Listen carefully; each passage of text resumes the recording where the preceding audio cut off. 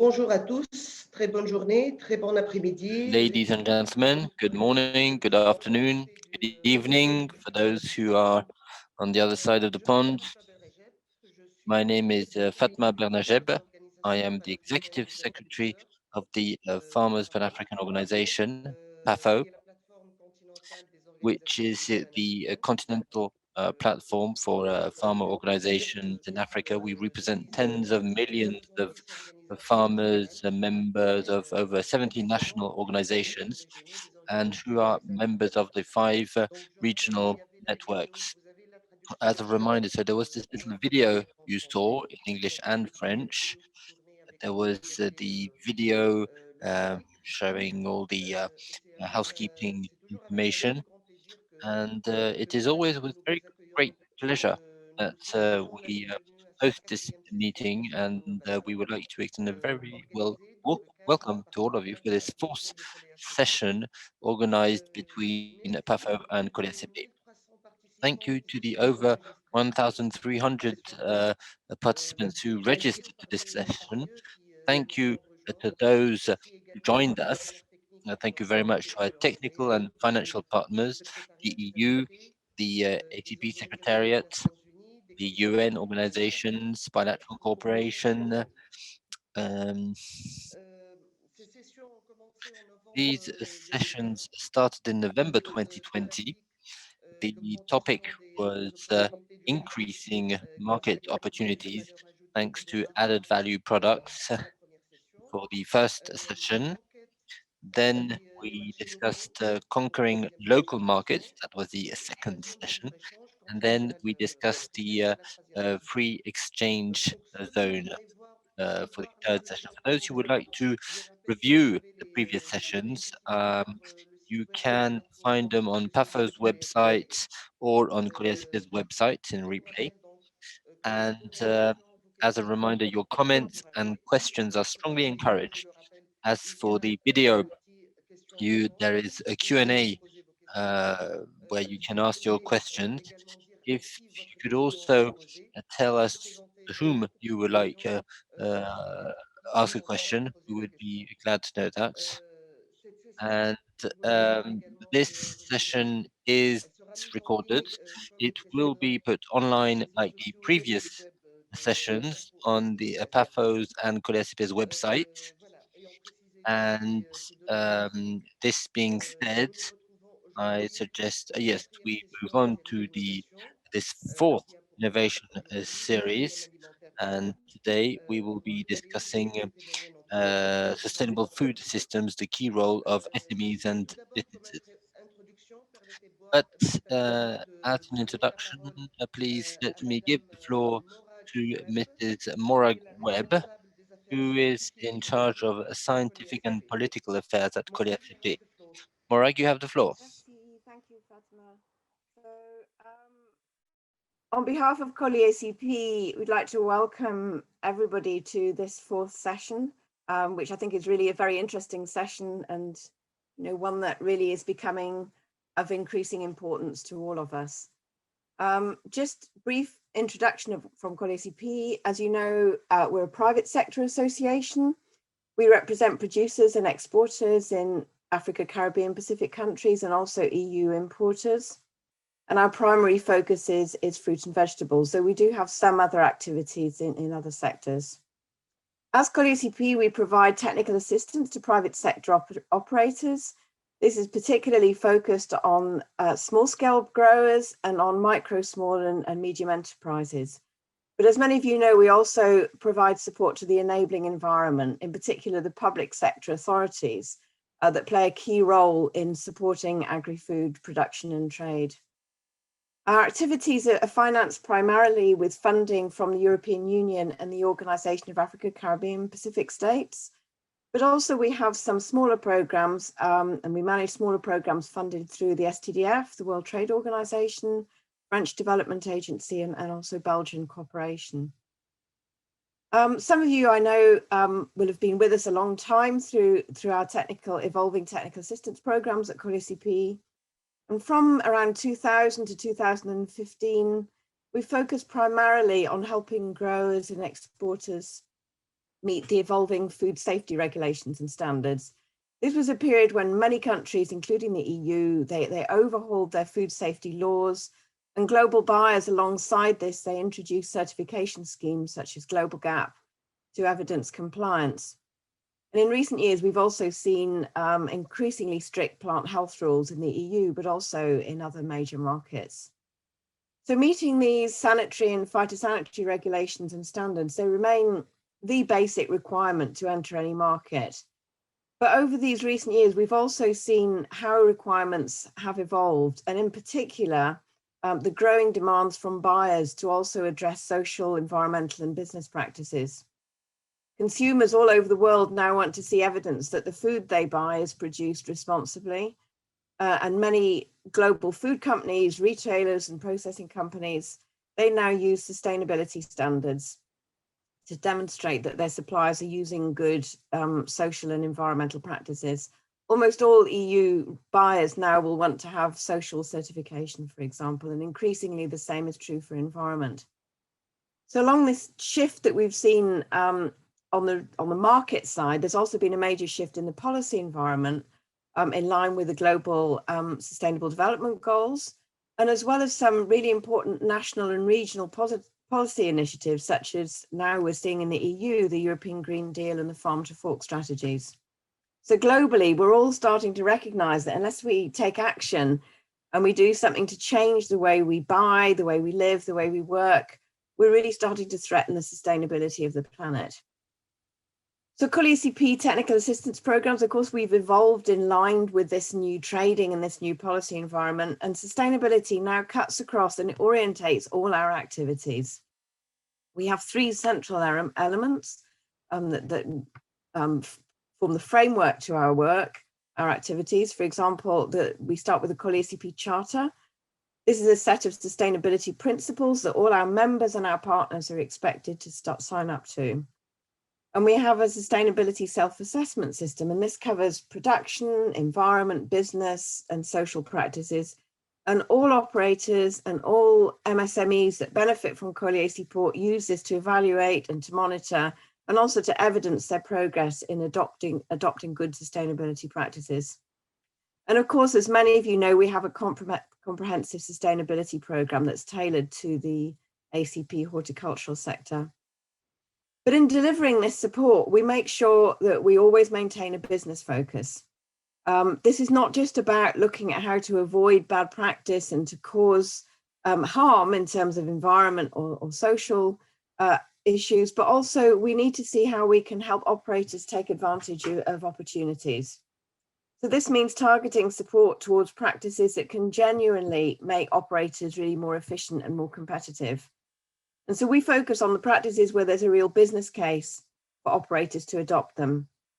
For example, by being energy and water efficient, which will help to save money, or better soil fertility, which cuts the cost of fertilizer and helps to increase yield. So in the short term, our support is designed really to help operators meet these evolving regulatory and market demands and to hold on to their clients, very importantly, and potentially to enter new markets. But over the longer term, COLEACP, we're very committed, and we strongly believe that this new sustainability movement also offers real opportunities to the ACP horticulture sector for both producers and MSMEs. By improving their social and environmental and business practices, they genuinely can become more efficient, more profitable, and more resilient. And so with this brief introduction to the way we frame our support and our activities within COLEACP, I'll hand back to Fatima for what I think will be a really interesting discussion this afternoon. So thank you very much. Thank you very much, Morag. Voilà, donc vous savez que les systèmes alimentaires. You probably know that the food system encompasses all the activities involved in production, transformation, commercialization, consumption of farming products, but also in line with the definition of the FAO, we have people, institutions that initiate or stop changes in the system, but also the social, political, economic, and technological system these activities take place.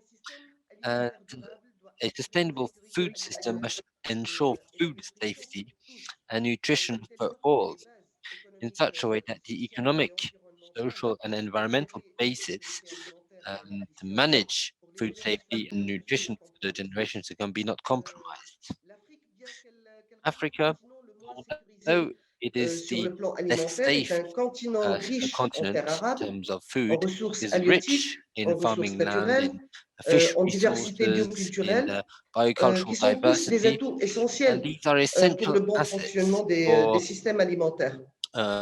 food Donc la systems. PAFO a voulu analyser les And systèmes therefore, PAFO alimentaires wanted to africains analyze the African et a systems lancé une étude sur le and sujet started pour a partager le study point de vue in order des to organisations paysannes share the africaines sur opinions of des African systèmes alimentaires farmer durables africains. organization on L'étude est en cours African de validation sustainable donc par food les systems. organisations So this paysannes membres de study la is PAFO et being sera studied by the disponible sous members peu of sur PAFO, and it will le be site web donc de la available PAFO. on our website very soon. Aussi, la présidente de la PAFO et le The chairman secrétaire of PAFO exécutif and the de la executive SACAU, secretary qui of the est membre de SACAU, la PAFO représentant member of the l'Afrique PAFO australe, representing ont un the rôle. Africa Ostram, Ils ont un rôle dans le have processus a du sommet role des Nations Unies in sur the les process of the UN systèmes summit alimentaires et for food partageront systems. également leurs And they idées will sur le also sujet share plus their tard. ideas Mais bon, in je this ne veux pas respect anticiper later. sur la But I don't modération de want ma to collègue. anticipate on my colleague's Et dans tous les moderation. cas, le And partenariat in any case, de la the PAFO et du partnership of COLEACP PAFO and met en COLEACP exergue et valorise underlines les and connaissances valorizes et les bonnes the pratiques des knowledge and the producteurs, good des practices organisations of paysannes, producers, of farming des petites et moyennes organizations, of entreprises africaines. PMEs Toutes nos and sessions SMEs in d'innovation Africa. contribuent à And partager les all réussites these qui contribuent à des innovations systèmes alimentaires durables dans contribute une to perspective sustainable entrepreneuriale farming africaine. with an Donc African aujourd'hui, vous aurez entrepreneur un autre life. aperçu des entreprises dans Today diverses we chaînes de will give you valeur qui appliquent another des pratiques durables. Et understanding je vous laisse suivre of ces innovation interventions and grâce successes of African à la modération de farm-led ma collègue, businesses and Madame SMEs. Isolina Boto, And qui I est will let responsable des Isolina réseaux Bolto take over et alliances au sein moderation. du She's COLEACP. in Pour charge des of autres networks sessions, and moi, je alliances within reviendrai ColeACP. plus tard As pour for me, récapituler vos I will questions come et back vos at commentaires. the end for Et the juste un dernier wrap-up. point I will summarize sur la maybe the logistique. meeting Les and maybe a biographies few des words about intervenants vous sont rappelées dans logistics. la partie The chat. bios Voilà, of à toi, the Isolina. speakers are in the chat Merci box. beaucoup. You have the floor, Je pense que Isolina. mon micro est désactivé. Oui, merci beaucoup, Thank Fatma. you Thank you very very much. much, And Morag. again, welcome to all of you today. And thank you for joining. I see that there are many people coming in now. So we will have indeed a very interesting cases, 4 business cases today, which highlight indeed the areas mentioned already previously: people, planet, prosperity. We want to look at those cases, and we do that, as Fatma said, in all the sessions that support organization of actors, cooperatives, inclusiveness, of course, which have an environmental and circular economy dimensions, and the prosperity part, which is, of course, increased economic benefits for the all stakeholders, but in particular, of course, a greater impact on the smallholders. So we'll have companies from Nigeria, Rwanda, Madagascar, and Uganda in different value chains today. And from the discussants, we will have finance, research, and of course, the 2 members of PAFO who have also, as it was said, a role in the UN food systems, and hopefully that could get some of the key messages in the different processes they are involved now. We always have women, gender, and youth, and innovation, of course, as a cross-cutting also to all our activities. So without a major delay, I think the interesting part comes now with the companies and the businesses who are doing well, despite, of course, many challenges and difficulties, and where we would like to bring further support. So our first speaker, we will have them all, and then we will open for questions. But as it was said, please already, you can put them in the chat, and some of the speakers can already answer the bilateral or the ones that they can. So Nnaemeka IKEGWUONU is the Executive Director of Smallholders Foundation and ColdHubs in Nigeria. He's a farmer, a community radio agriculture presenter, and he has also found ColdHubs, which is a social business that designs, installs, and commissions 100% 100% solar-powered cold rooms in farms, marketplaces, so next to the production site, to retailers and wholesalers, to store and preserve fresh fruits, vegetables, and other perishable food, and then contributing to increasing, extending the shelf life, and of course, reducing as well the food waste. You will have the full biodata in the chat, but you will see that he has received many awards as a young entrepreneur, and including the Africa Food Prize. So Nnaemeka, please, if you can share, yes, with us some of the insights of your business companies and what will be the next steps for you and for some of us who could also support you. Thank you very much. Thank you very much, Isolina, for that kind introduction, and good to see you. Good morning, good afternoon, good evening, from wherever you are viewing from. It's my pleasure to be part of this presentation. And over the next few minutes, I will be sharing our experience deploying ColdHubs, which are solar-powered walking cold rooms to reduce food spoilage affecting smallholder farmers. But yes, as a brief reintroduction, my name is Nnaemeka IKEGWUONU. I'm a farmer, a radio presenter, a social entrepreneur. I founded my first venture, the Smallholders Foundation, in 2003. And that venture uses radio to educate farmers and improve their skills and knowledge. And the flagship of that venture, the Smallholders Foundation Rural Radio, I founded in 2007, is a community radio station that does agricultural broadcasting. So I usually spend 30% of my time in the studio of the radio station talking about agriculture and receiving listeners' calls and responses. But really what I find fashionable is actually spending 70% of my time in the field, sitting down with smallholder farmers to discuss the challenges and opportunities within the agricultural space. And it was in the course of my travels all across the length and breadth of Nigeria that I discovered a problem that Nigeria loses about 45% of food due to lack of cold storage at key points along the food supply chain. And this problem affects an estimated 93 million smallholder farmers and other food supply chain actors in Nigeria who lose about 25% of their annual income. This is a typical picture if you're on Nigerian highways. You see fruits dumped on the roadside because farmers and wholesalers and retailers do not have any form of storage to actually extend the shelf life of these food.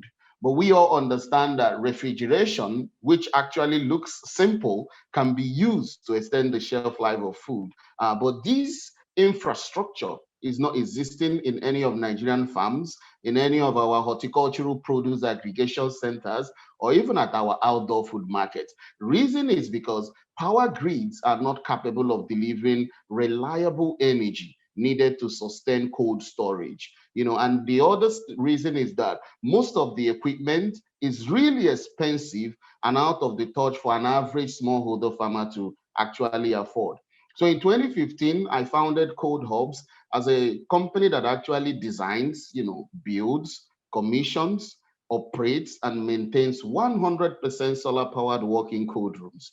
These cold rooms are specially designed for installation in the farm cluster, in horticultural produce, aggregation centers, and outdoor food markets. Wherever you need to extend the shelf life of food, you can actually have a ColdHub installed there.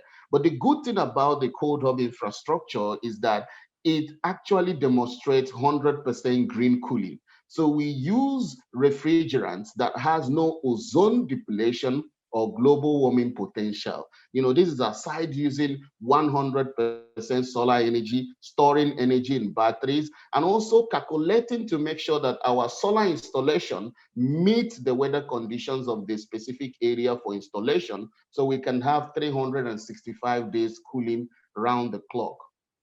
But aside that technology, what we also do is to sit down with farmers to educate them about post-harvest management, teaching them the best practices in harvesting fresh fruit and vegetables, and teaching them also the financial gain of having high quality food available for sale.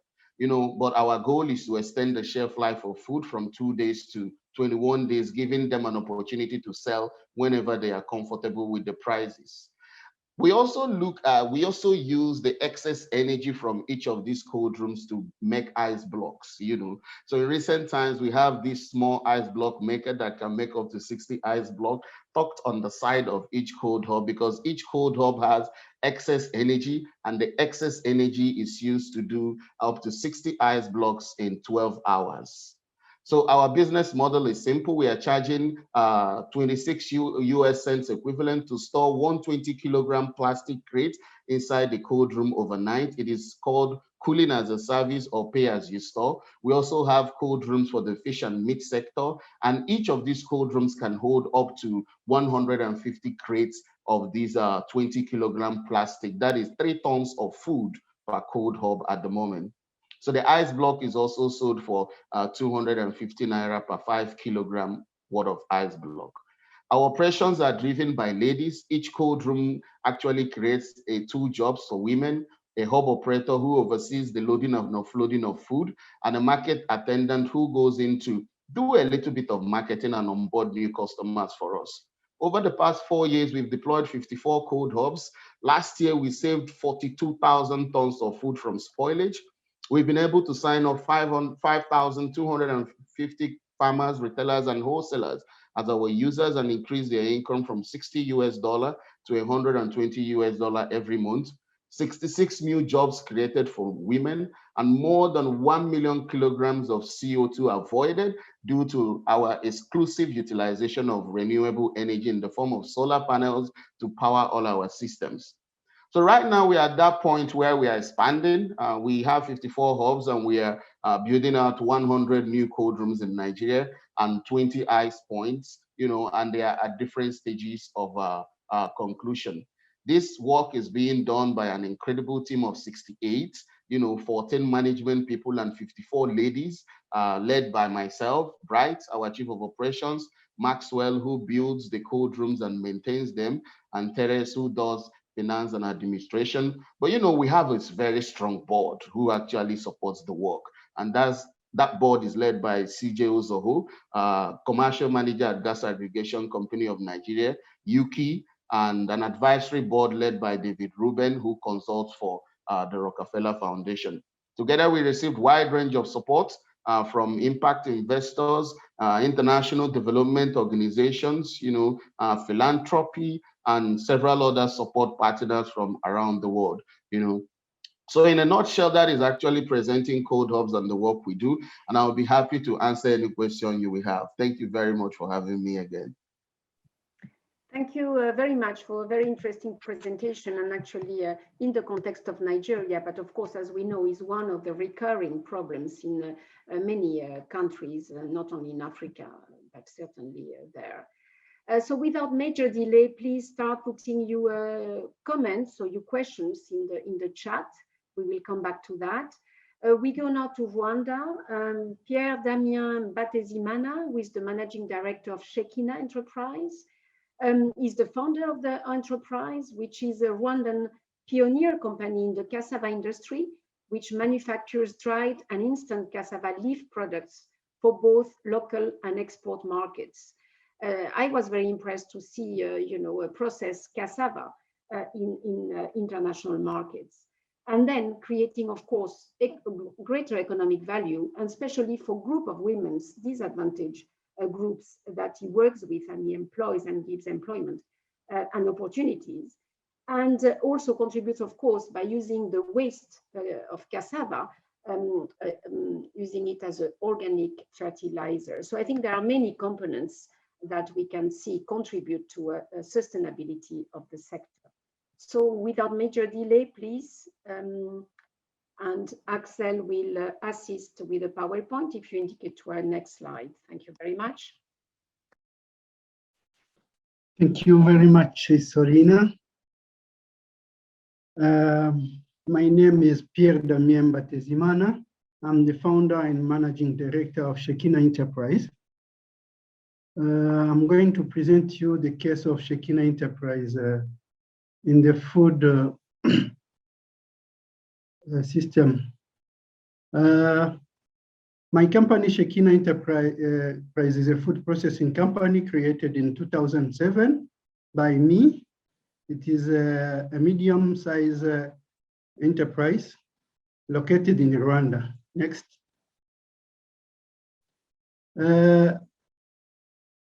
Before talking about innovation, let me share with you how I created my company. One day, I was watching television. There was a preacher who was trying to teach about potential. He was holding a small seed in his hand, and he asked to some of his congregation to come in front and look in his hand and tell him what he has. Everyone was just saying it's just a seed. At the end of the time, he asked them to sit down and write down a small sentence which changed my way of thinking. He asked them to write down, what you see is not only what there is. I am holding a forest in my hand, but no one could see it. He explained them that if you take the seed, you plant it, you will get a tree. From the tree, you get more seed. And when you replant the seeds, you get more trees. And again, more seeds. You will end up growing a forest. That sentence changed my way of thinking, and I went all the way from Rwanda to Nairobi to look for some of his books. One book called Understanding Your Potential. Second, Releasing Your Potential and Maximizing Your Potential. After going through these books, I found that I have a talent of do it yourself. And one day, I was visiting a local market in my village. I found some girls has brought cassava leaves on the market, but they didn't get buyers. They were just throwing the cassava leaves in the garbage. And then I asked them, why are you throwing these cassava leaves? They told me it's useless. They cannot take them home and bring them again, bring back them at the market because it will be rotten. Immediately, the small sentence come again in my mind. What you see is not only what there is. Okay, so using my do it yourself, I'm going to see how I can design a product from these cassava leaves, because I understood that it was perishable because of water contained in the fresh cassava leaves. I designed a small dryer, put the fresh cassava leaves. After some hours, I got the leaves dried. Then when I cooked the product, it was almost as the fresh one. So that is how I started selling my product. What you see here, Akeza Isombe is a cassava leaves. I put my first product on the market, and immediately I found that people are interested. Again, my second innovation was to transform the Akeza product in an instant product, which is a combined of all ingredients used to cook cassava leaves together, and just cooking of this product take 5 minutes instead of 3 to 4 hours when cooking the fresh one. Next, please. Next slide. So, in gross modo, my innovation was consisting in developing the fruits and vegetable drying technology, and pour sécher les fruits et and légumes. the second was to J'ai aussi travaillé transform the fresh cassava leaves un into système qui permettait de a dried transformer product. les feuilles And de the manière third one, fraîche en un produit the séché. cassava leaves mix, which is an instant Et puis for le mélange 5 aux minutes. feuilles de manioc séché. Next, Prochaine diapo, s'il vous plaît. slide. Other achievements.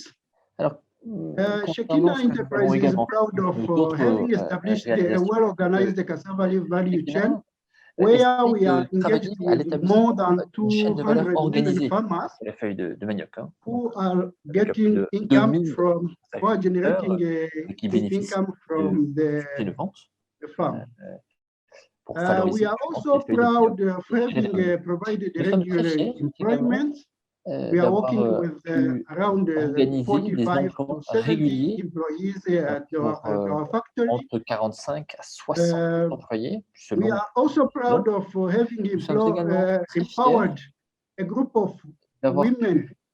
We have donné des moyens d'accès well-organized collection différents center groupes de where femmes we put 20 dans nos centres de collecte women who notamment. are Nous avons leading donné la possibilité the whole à un certain nombre village de femmes where they qui, source raw material. qui gèrent les activités We are qui jouent also un rôle très important proud dans leur of village. Nous sommes également establishing an très fiers international market, d'avoir linking pu mettre en farmers place un to marché the international international market. We are now exporting our et products nous to exportons US, d'ailleurs Canada, to EU markets, UK, and the regional market.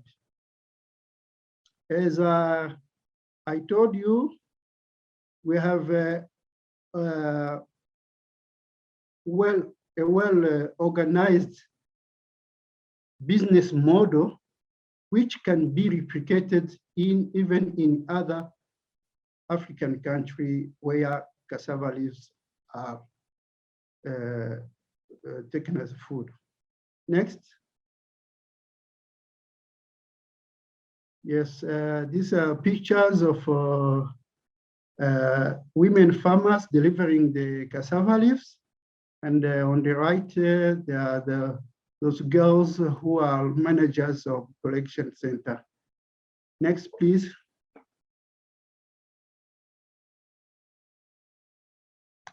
So about challenges, we are in need of funding to invest in researchers for product development and technology development. We want also to expand, but we don't have fund. About waste management, at the collection center level, there is always, every day, 1 ton of waste, which can be used to produce biogas in order to replace the firewood used the factory for heat to the dryers. And this waste also can be turned in as an opportunity to produce fertilizer. Next. Okay. I think this is the end of my presentation. Thank you. Thank you very much. There are a number of questions already actually for you and for Nnaemeka that perhaps you can take on board either bilaterally or just in the question answer session that we will have later. And especially cassava will interest very much as well our audience because it's something you find widely in African countries and indeed very much thrown away actually because it's quite perishable. So without major delay, from Madagascar, alors Gaëtan, Gaëtan ETANCELIN, Monsieur Gaëtan, bonjour. Merci de Gaëtan, hello. Thank you very much for being with us from Madagascar. You are an expert in the organic sector. And you are the vice chairman in Madagascar, of the Madagascar Union, SYMABIO, that you are representing today.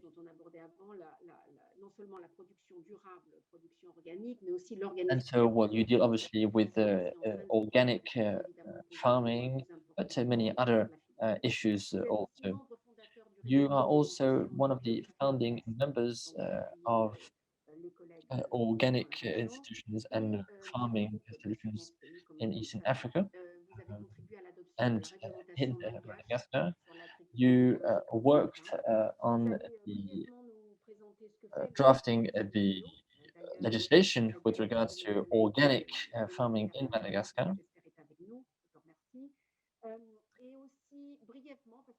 And well, we won't have the time to do so today, but next time perhaps you will in any case present us two cases of two different productions which are part of SYMABIO and which deal with the local aspect, right, the local farming and the transforming production for the added value generation, let's say.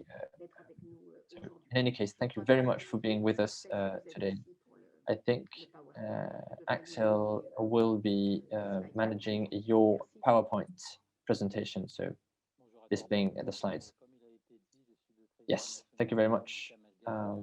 As it's been said, I am the chairman of the Madagascar Union in charge of organic farming. So I will be saying a few words about our union, and then I will share a few examples of how we manage organic farming in Madagascar. Can we move to the next slide, please?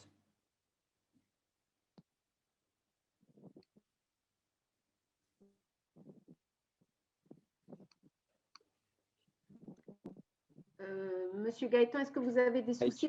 Gaëtan, it seems you are experiencing issues with your connection. Est-ce que vous avez un souci de connexion? Donc, le syndicat a été créé en mars 2011. You hear us? Yes? Okay. So the union was created in 2011 on an initiative of farmers operators. Can you hear me? Yes, now. So yes, I was saying that union was created in 2011, 10 years ago. So we have various objectives and missions, which, well, today our objectives are to develop let's say to be the main contact point of organic farmers in order to develop organic farming. Next slide, please.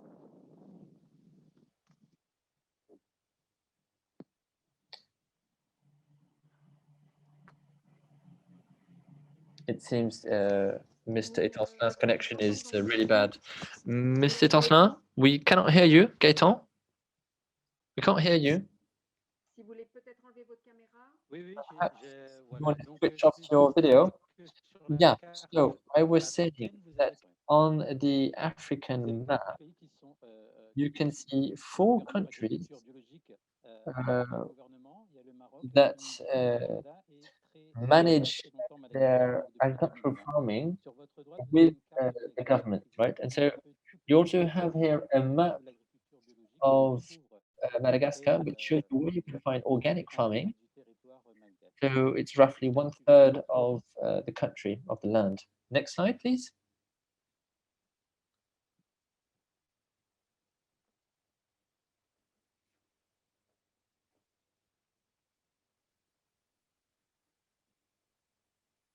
Donc, vous avez là 10 ans d'évolution à Madagascar. So you can see here roughly what happened in the last decade and the evolution of SYMABIO in Madagascar. And so we managed to increase by 450% over a decade the land that is dedicated to organic farming, which is quite huge. We substantially increased the number of certified organic farms, In 2020, we see that we have roughly 70,000 organic farmers producing shrimp, cocoa, palm oil, vanilla, and essential oils. We also have 2 organizations that produce organic cosmetics, and 11 organizations that work on organic textiles with approximately $120 million revenues. Next slide.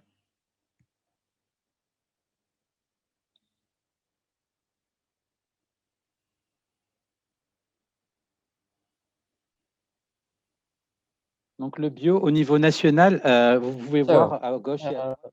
Organic products, organic farming at the national level. You can see that the government has dedicated a lot of its time and energy to develop organic farming. Next slide, please.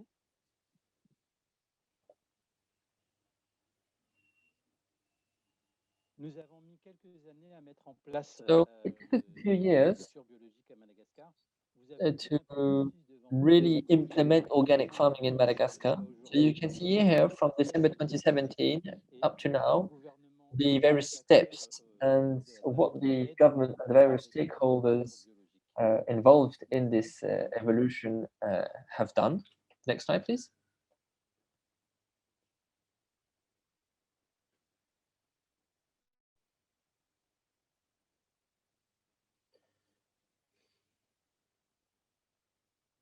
Une des innovations biologiques à Madagascar, nous allons mettre en place des territoires à vocation. So we are going to organize the country from the point of view of the land distribution, taking into account the development of organic farming. So some lands will be dedicated to organic farming.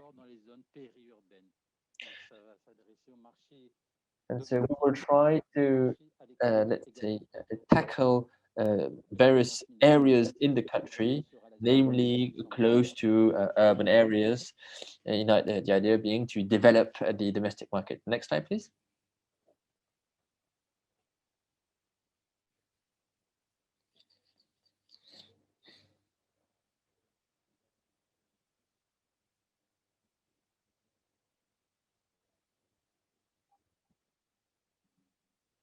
Monsieur Gaëtan, vous êtes toujours avec Mr. Gaëtan, are you still with us? On va passer tout de suite au prochain, s'il vous plaît. Okay, so perhaps we can move directly to the next slide. Oui, passez au suivant, s'il vous plaît. Next slide, please.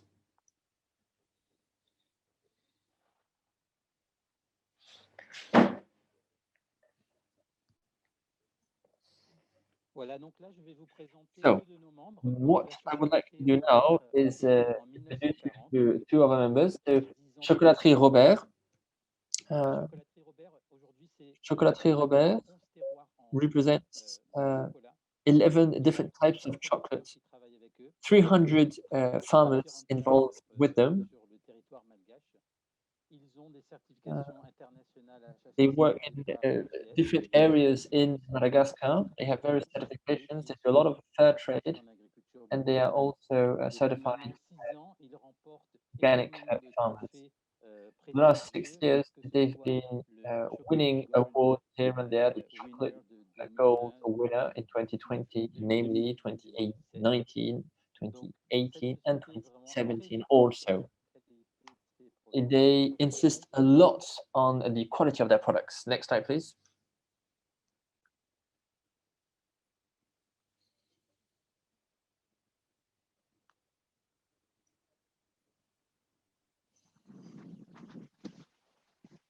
Comme vous pouvez le constater, So as you can see, c'est une chocolaterie artisanale qui transforme this is a chocolate factory which processes 1,000 tons of chocolate per year. They have 9 shops in Madagascar. They also have a shop in Paris. They have a coverage of 5 tons of chocolate per day, 30% of which is exported.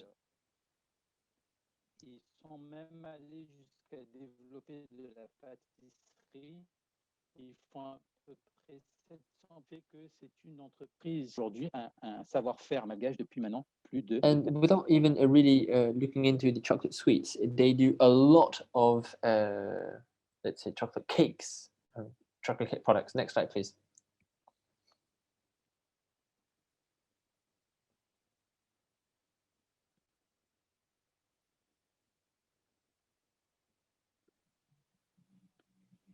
La coopérative Salal, c'est the Sanara cooperative was created 10 years ago. They started with a revenue of $200,000, and they are now at $20 million. So this is a Madagascar success story. 18,000 members, and they're really proud of their achievement. They really moved from seed to the final product, and they are fair trade, and they are also, let's say, recognized as gourmet product producers, if I may say.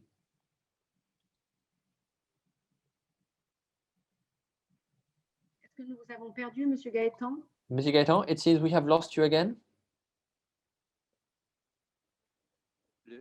Le slide suivant, s'il vous plaît. Next slide, please.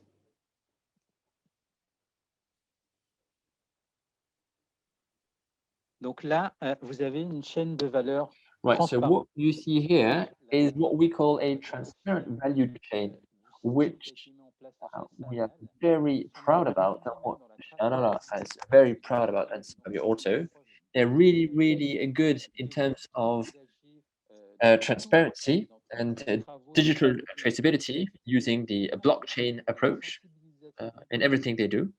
The idea is really to raise awareness, but not only working on having a better impact on the environment and increasing revenue. So this whole system was designed around this transparent value chain, and they were awarded the Sustainability Leaders Award in 2021 for supply chain excellence.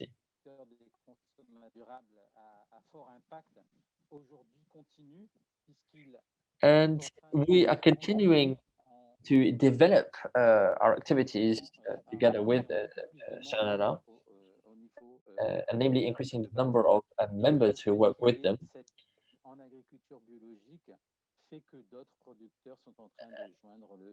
And many more producers are joining us in our approach. Thank you very much for listening. Thank you very much, Mr. Gaëtan. Well, unfortunately, the connection was rather poor, but well, obviously we have to take this into account. But in any case, what you presented us from Madagascar is extremely interesting. We know that the organic farming is very important there. It's very important for us also here in the EU. And these are local models which are very, very interesting and so important to encourage. And it is such a good thing to be able to bring together producers and farmers. I know the Robert, the chocolaterie Robert, so the chocolate factory. And you know, I'm in Brussels, right? I'm not even in Paris, but I visited them in Paris once. And it's really a great model, very impressive.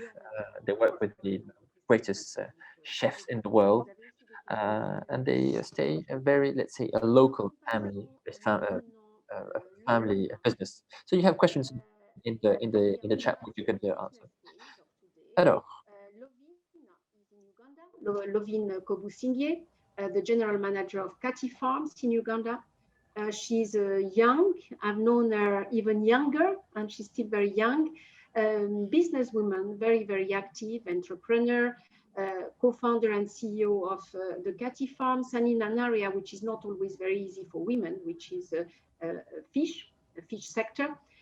So she works really, she has very, very long-standing relationships with fish farmers that she monitors, she supports, she trains all over the years. She's working on fish processing and value addition She will show you some of her products. She's also advocating for women entrepreneurs and women-led entrepreneurship across Africa, not only in her region. She's the president of the Eastern Africa Women and Youth in Fisheries and Aquaculture Network.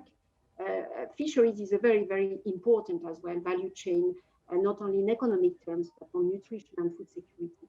And you will see from the biodata, she's laureate of many prizes and recognition of her work in finding innovative solutions, especially also on the use of post-harvest losses in the fisheries sector in Africa. So thank you very much for being with us, Lovin. And Axel will help you as well with a PowerPoint, if you can make it in about 8 minutes, please. Thank you. Thank you so much, Madam Sorina. Good morning, good afternoon, and good evening to everybody across the globe. I'm so happy to be here today. I am seeing so many faces that I'm familiar with, and I greet you all. My name is Lovin KOBUSINGYE. I'm from Uganda, and I'm the CEO of Kati Farms, as Madam Sorina has already given a very good introduction. I'm here today to present about Kati Farms' work, and our work is mainly to do work with youth, women, and that this is through investment and innovation in sustainable food systems. And we are mainly specializing in the fisheries value chain. Here we do processing and trading. Next, please. Kati Farms is a company that was formed in 2012. I was the founder of Kati Farms, and I currently have 2 more shareholders, one Ugandan and one investor from EU. Kati Farms is a national and regional fish processing company. We trade, we add value, and we also work with farmers, and we work with fishermen and women from the lakes, rivers in Uganda and neighboring countries. And our flagship product is fish sausages, which were new on the market in Africa, and also new and we had technical support from the Uganda Industrial Research Institute, which is a government-funded incubation center. We started not very with a lot of money. We started small, and we have been growing throughout the ages. We also provide direct employment for women and youth in Uganda and other neighboring countries. Next, please. Kati Farms' value chain is mainly to improve on fish consumption for everybody. We mainly target the low income, the poor. So we provide fish to the low income earner through providing affordable packages, which are affordable. For example, instead of me selling a kilo of whole fish, I can sell to you a piece of sausage, or sell to you powdered, maybe not even a half, just a small sachet of powder, so that you are able to have a nutritious meal. We work with almost all players, and we work with the government, we work with especially on policy matters. We work with the retailers like restaurants, we work with the informal street roasters, who help us to distribute our products. We also work strongly with suppliers, and this includes farmers and fishermen, and we provide direct employment to 38 employees. We give credit to our farmers in case they lack feeds to be able to supply us product. And we also do relationship based on trust, and the time that we've been really working together with farmers has been long. Next, please. Why did Kati Farms succeed in business? Kati Farms mainly, the reason why behind our success is that we had innovative products. As I already mentioned, we base our business on research and development. We make research, we get findings, and then we commercialize the products into a business. And so we also make sure that our products are customized. We don't just produce for nobody. We make sure that the customers' tastes and preferences are met, and we put science into food processing to make sure that we have a product that is very nutritious for families, and that can help people to improve their welfare in terms of income. We also had an opportunity of unlimited supply of raw materials, and that was fish. When we started, there was not so much competition in regards to who buys farmers' fishes, sorry. We were the only ones that had interest. I worked with farmers previously, and I knew how much they really suffered to get market. So I was passionate on making sure that farmers were getting a good price, and also making sure that I was also having these young people getting jobs. And we also, so we never really had a problem. So we looked at it as an opportunity for us to be able to go into this business. And also having this opportunity for Uganda, having an incubation program that fits within our goal. This was also one of the reasons. And so this is a partnership that we treasure and we really appreciate. Next, please. Also, enhancement and sustainability. We have done this. We explore, we create and deliver quality fish products to satisfy the needs of the target markets. As I have already mentioned, we make sure that what we produce is what the people want and it is safe. We also do the safety measures, and also we do promote sustainable fisheries in the country, because we know without being sustainable, the resource is not going to be there in a long run. So we add value to avoid waste. We make sure that we have a good waste management system, and we also work so hard to improve deterioration of the fisheries sector by having various products made out of fish, so that there is no fish going to the dustbin because there is no refrigerator or because there is no technology. So we take all kinds of technology, we try them, we test them, even we do drying. So all that is part of then healthy competition. We also look through in the future that if this has worked for fisheries, it can work for any other food commodities. So we hope that these mangoes I saw from Nigeria a while ago will be put to proper use with the new technologies that people really have come up with. Next, please. We do know that the future of fisheries is with the youth. And we really work so much with many of them. As you can see there in our processing plant, we have many young people who come every day to give services to the people. The boys who are doing fish harvesting, the women who are doing drying and all that. The first picture here was for, I went to Mwanza and I saw that photo where the man was standing in a fish bag, and I put it alongside mine for people to compare and see if really the three photos that I have and the first one that has women drying on the sand, standing in the food, we need to do something. And it is very simple. It is just putting ourselves to order and deciding to do it. The beautiful shop, last one, is one of our shops. We have managed to have 5 shops in Uganda, which are distributing fish. And here we did this because we got challenges with supplying supermarkets because there were delays in payments, and there would not be balance in finance because we supply on credit and buy fish on cash basis.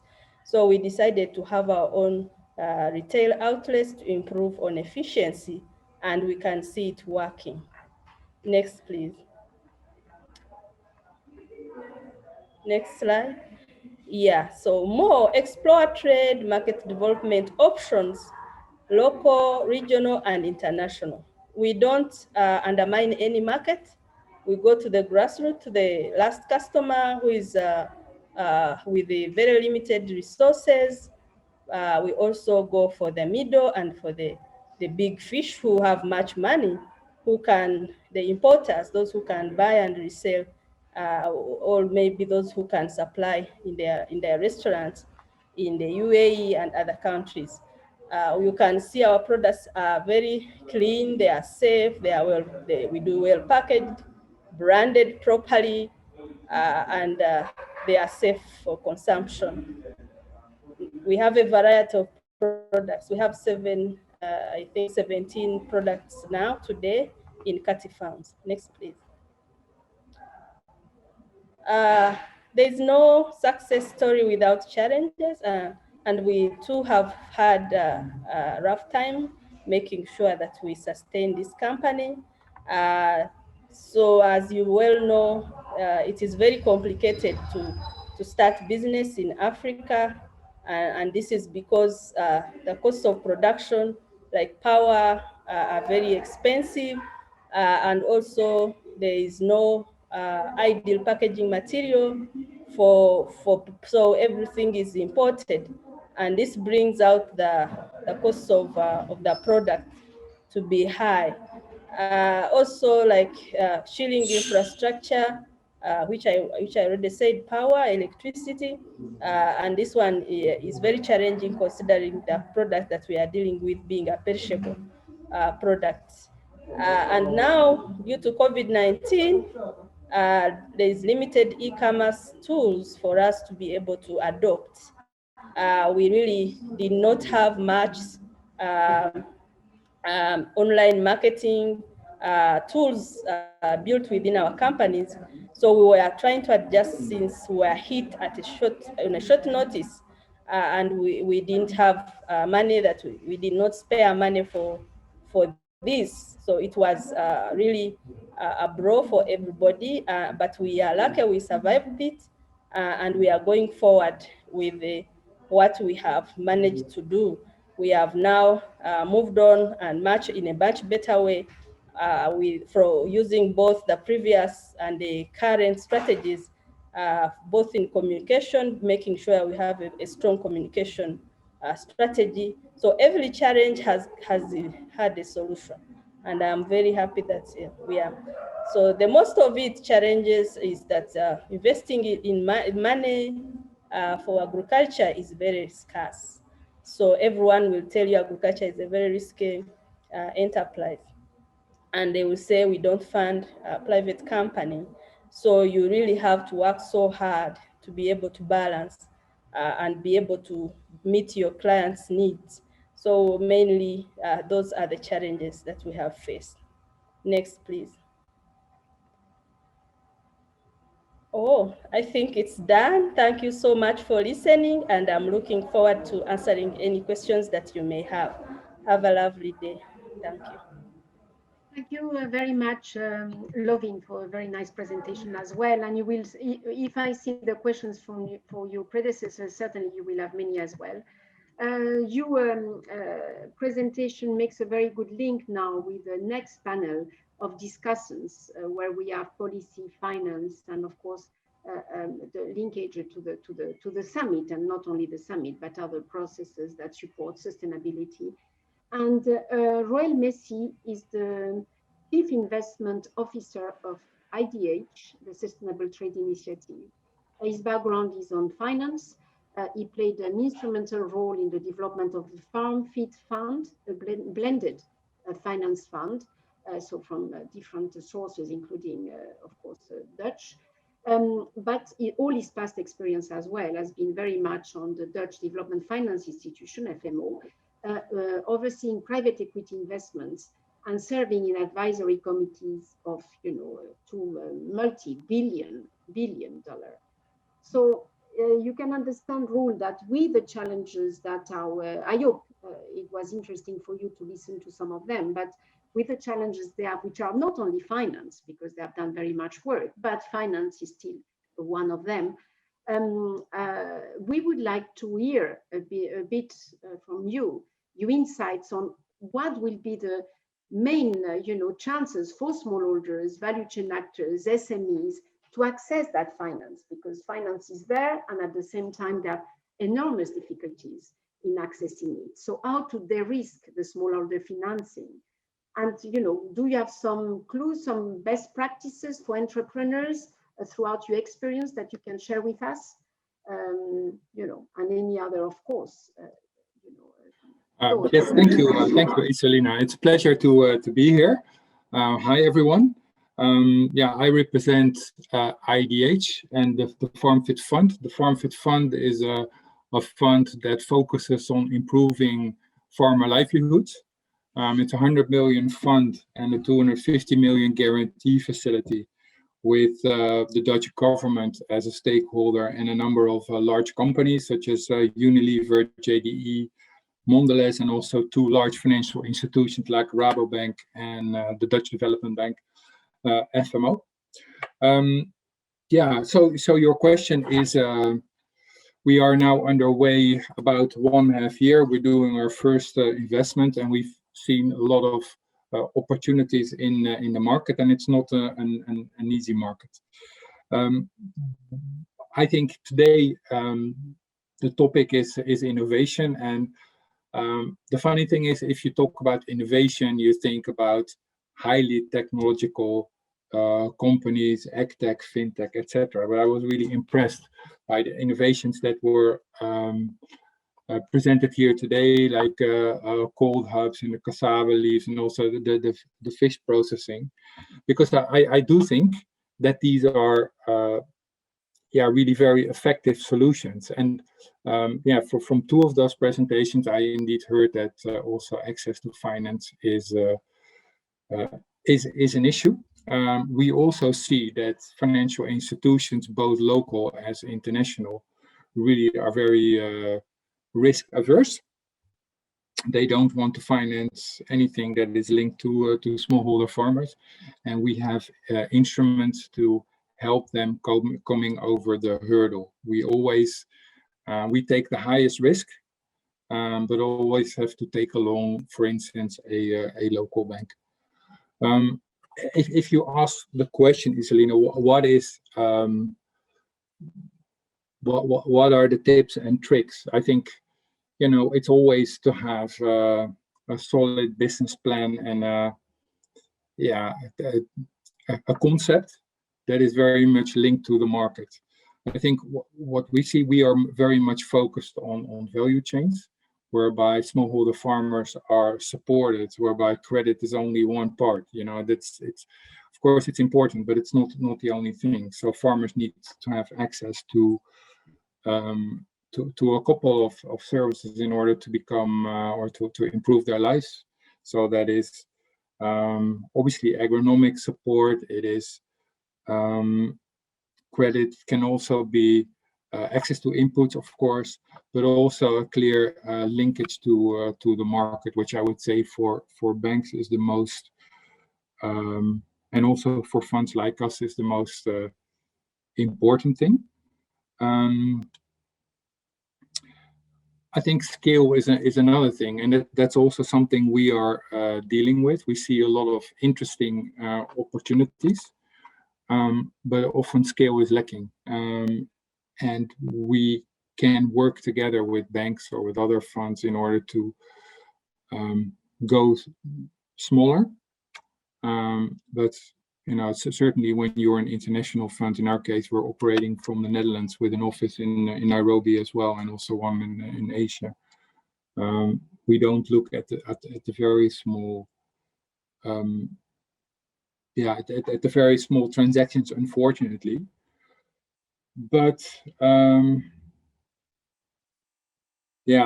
think that would be my introduction. It is like market linkage is important, very different elements that create an ecosystem that works for the farmer, but also the companies that source from smallholder farmers. I think that's the most important thing. And obviously, there are always things like, you have to have a decent capitalization. You have to, your results have to be stable in an upward trend. Like funds like ours, and we're not the only one, can step in at a fairly early stage, and we're not saying, okay, you need so much collateral, or you need to be profitable for 3 years. There are players in the market that can help you over the hurdle. But the most thing is that you have something that makes sense from a business perspective, and that is also sustainable and preferably also scalable on the longer term. And I think here there are really a couple of very appealing examples, because we've seen that with ColdHubs, but also with Shekina and also Lovin. It starts small, but it grows and it shows success. And I think that is and it's very much meeting a market demand. And I think those are the most important elements.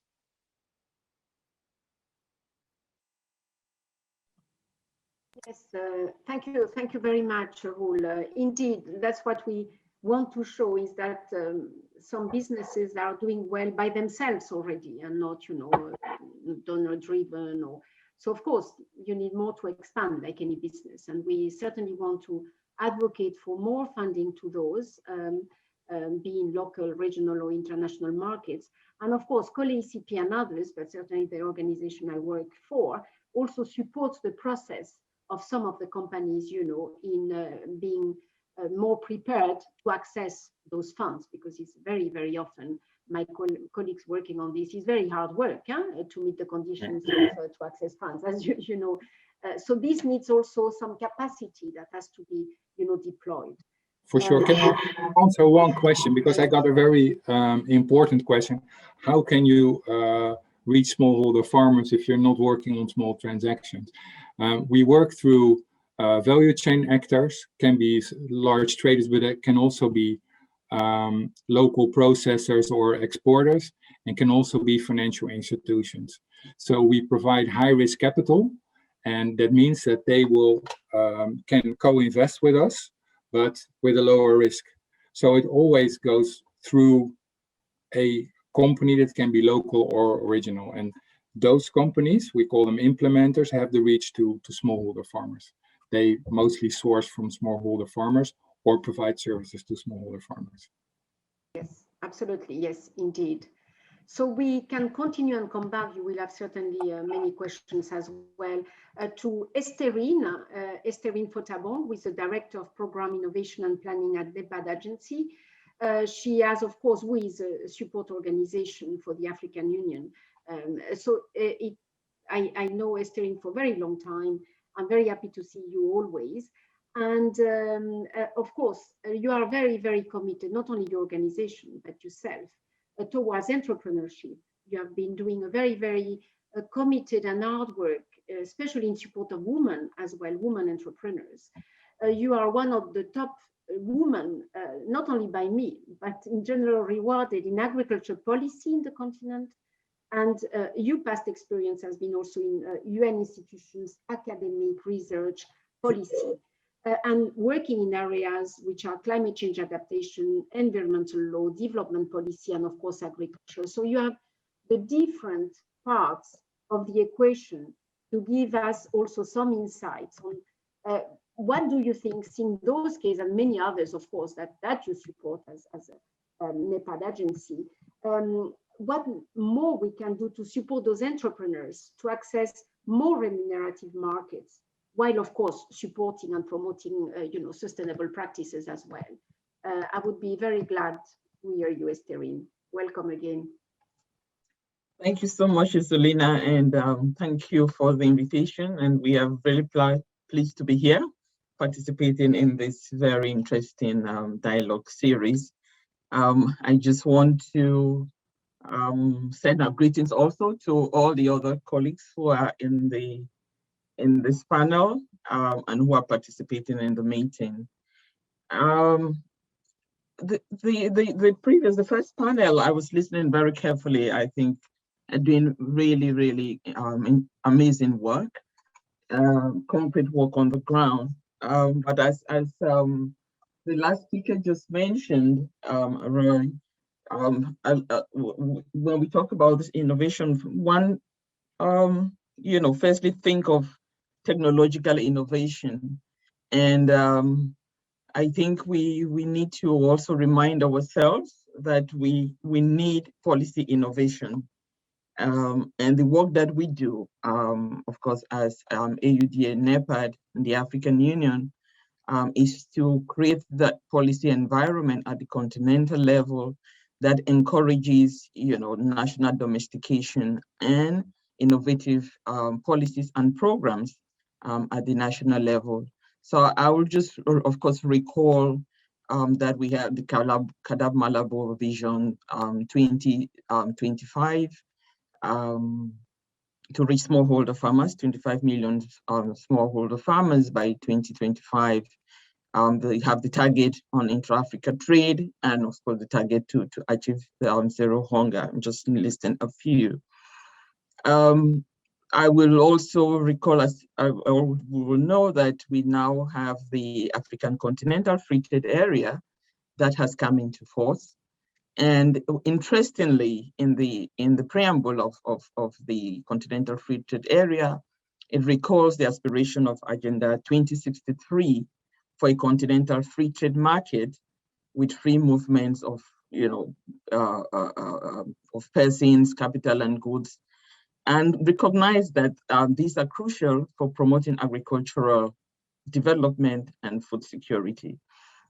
So I guess the point I'm making is the acknowledgement that for economic and social transformation for the continent, we need to do this through agricultural development and the critical role that smallholder farmers and small businesses will play in this process. So why then policies? It is really important that we help to design fit-for-purpose instruments in the context of emerging trends, challenges, and opportunities. So I was really happy to hear some of the presentations this morning where a need was recognized, was identified, and then instruments were developed and designed to address those needs. So the case of Rwanda, the case of the example from Nigeria, these really were all practical responses to needs that were recognized on the ground. And it's also important to point out that the policy environment have to encourage and not stifle innovations, which of course are key to mobilizing resources, but also bringing the kind of transformation that we require for job creation and growth in our economies.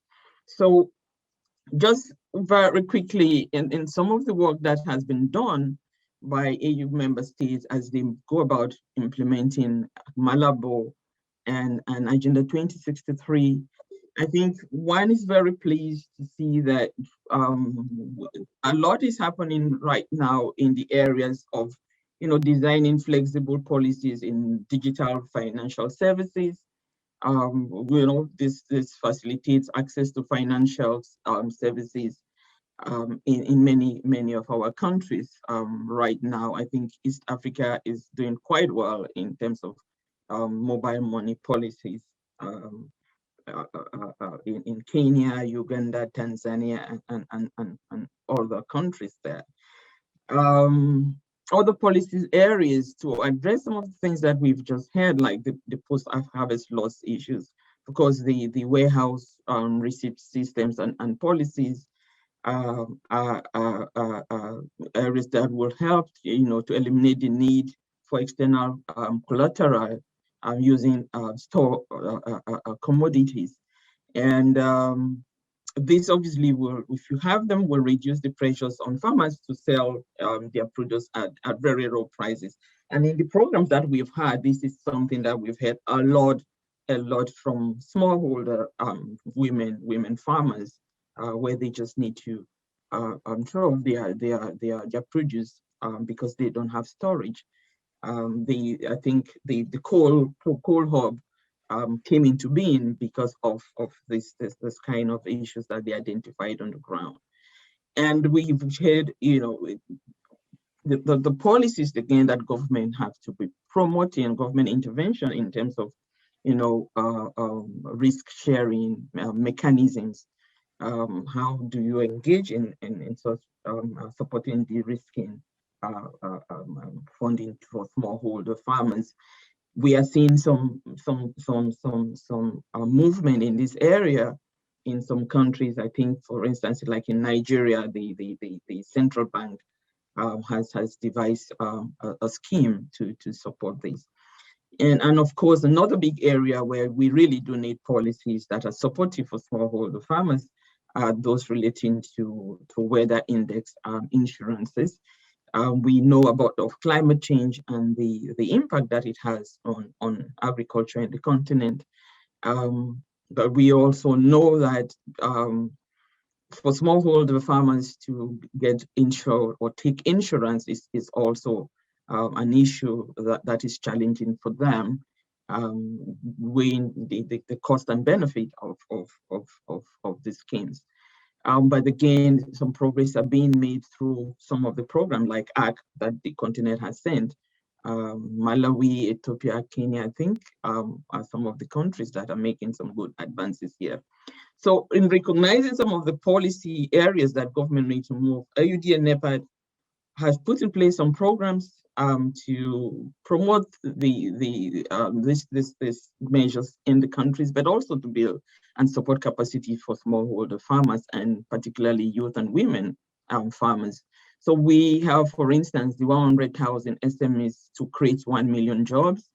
And the purpose really for this is to contribute towards building the capacity of young entrepreneurs and other actors to avail sustainable financing mechanisms to them, you know, including establishment of regional guarantee funds.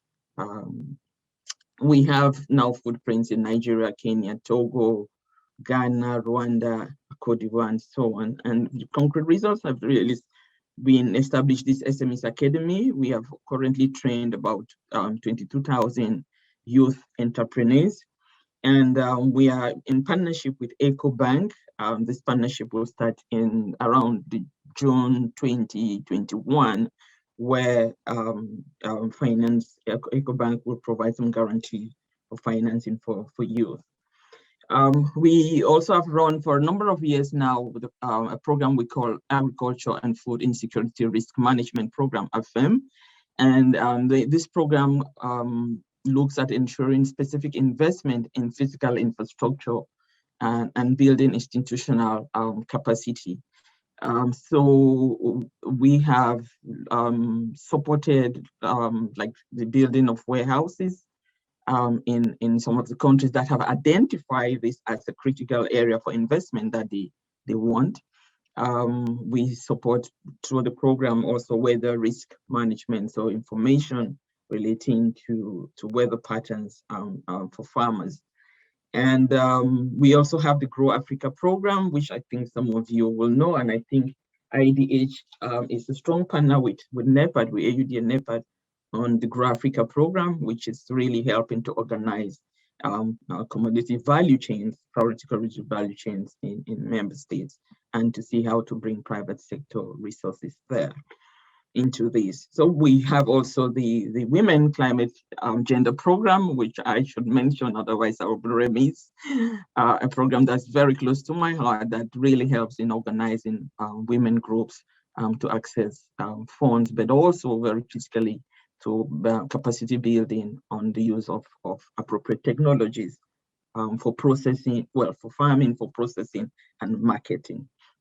So these are really some of the things that we're doing, and the policy environment really from these different programs, a number of things come out. We need to really promote policies that promote small-scale processing centers to be established closer to productive areas. Policies that create more enabling environment for smallholder producers to be more competitive, and also look at mechanisms that can support funding for rural agro processors to invest in processing facilities, machineries, transportation, and other storage facilities. These are real needs on the ground that we have identified through our programs.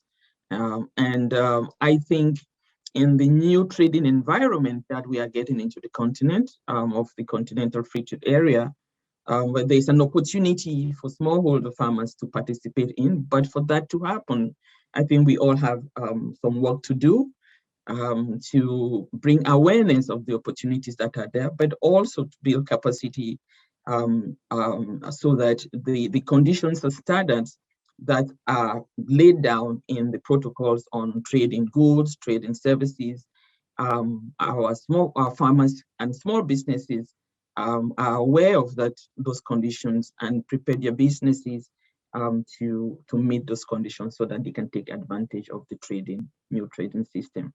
There are other instruments more dealing with financing, like the adjustment facility, the Pan-African Payment and Settlement Facility.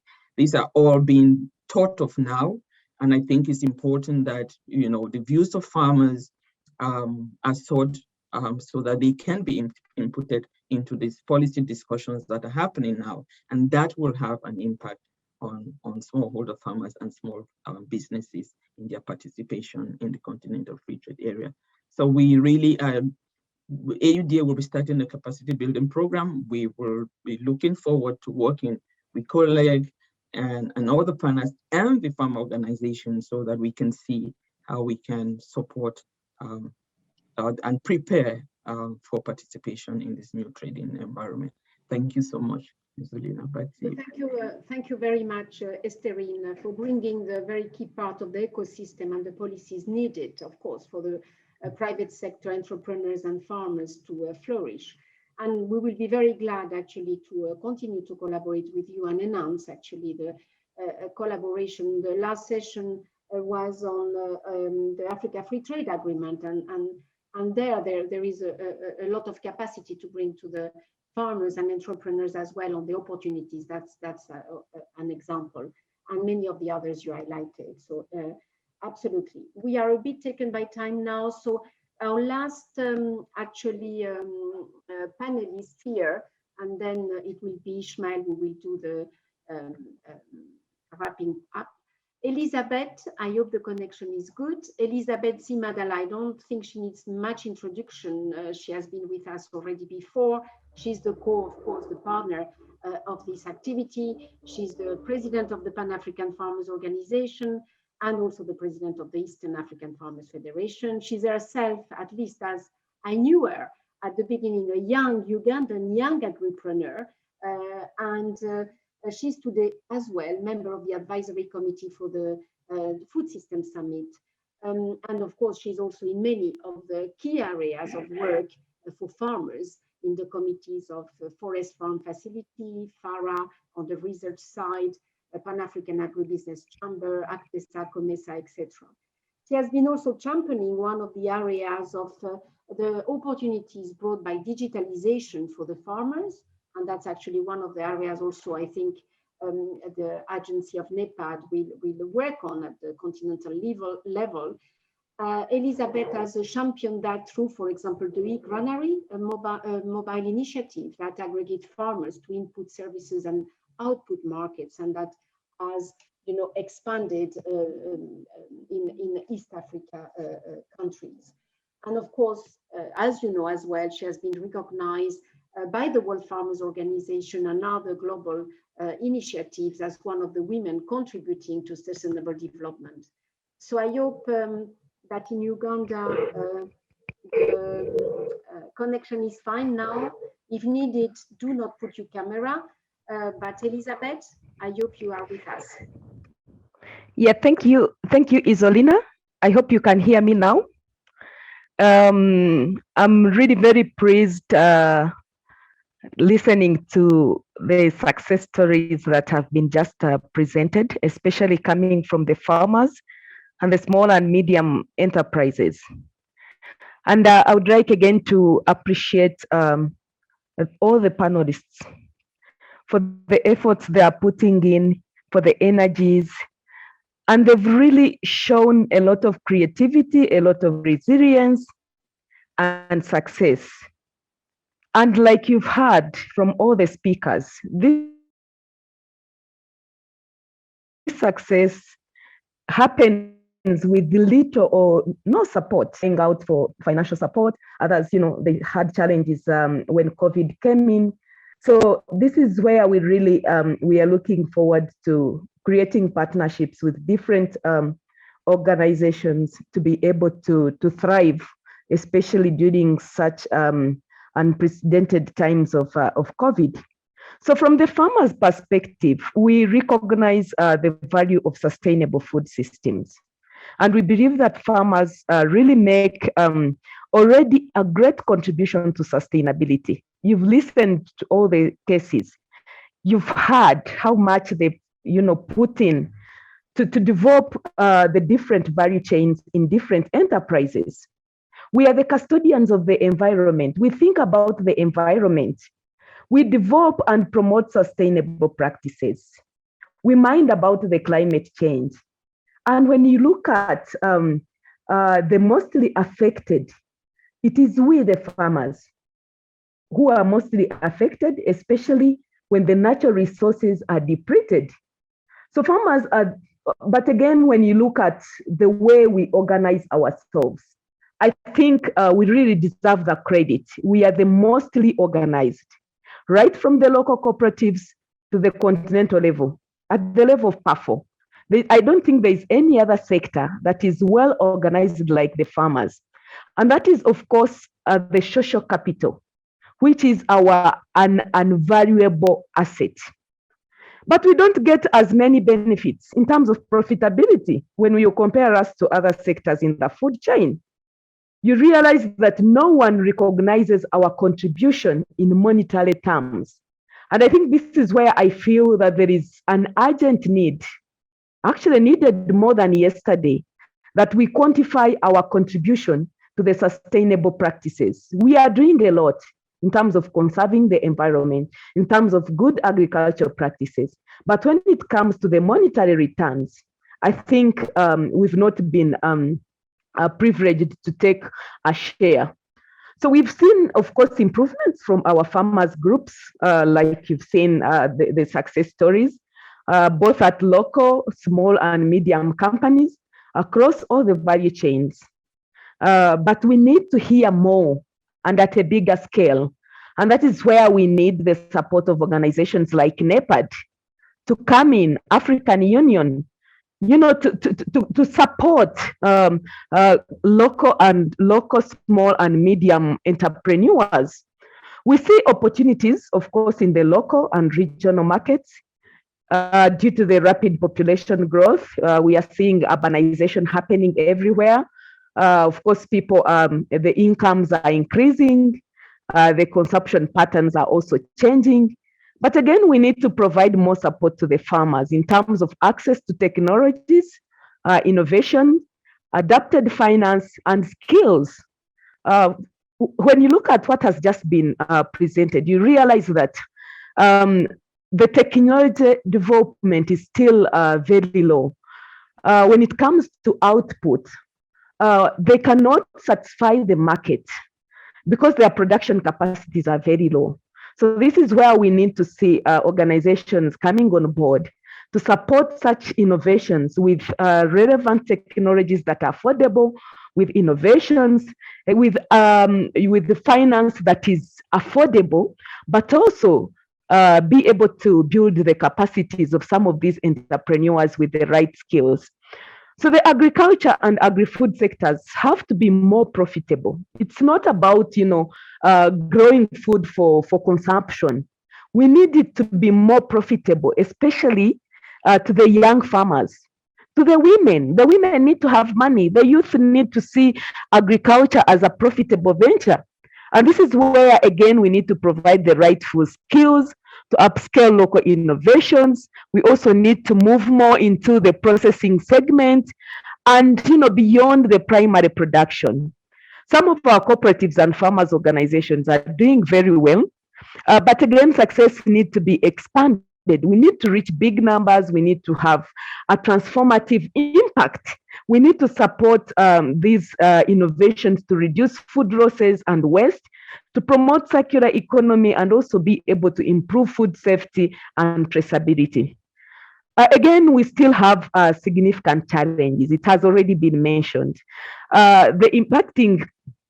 These challenges are really impacting food security and nutrition of our populations. We need to value more our local food. It should be widely available and it should be consumed. Most of our people nowadays are really turning into mining about the feeding habits. This is where now we need to put our concentration, mining about how we produce the food, how it is cooked, how it is served, and how it is preserved. And also we need to focus on other sophisticated products for our markets. You've seen, for example, the processing of the cassava leaves, a case of Rwanda. We really need to move beyond what we see or what we feel has been the norm, and then try as much as possible to be very innovative. So the sustainability of the food systems has to go hand in hand with more respect to those who produce it. Those who produce the food, they're usually unable to consume it, and they don't even get a decent living out of it. And who are these ones? These are the farmers. And we face more complex food systems with a wider range of issues, of course, ranging from agriculture, from trade, policy, health, environment, and others. So as I conclude, as PAFO, we have a new strategy in place, and we are focusing on a number of pillars, but looking at farming as a business, managing the farmer knowledge, and looking at how farmers can influence decisions and dialogues at different levels, including the UN level. And it is maybe one of the opportunities we've even been given an advisory role and championship role in the advisory committee. But we also focus on women and youth. We are putting resilience of farmers at the core. We are focusing on innovation. And this is, of course, shown by the different series that we are organizing with COLEACP, and again, bringing together the different partnerships.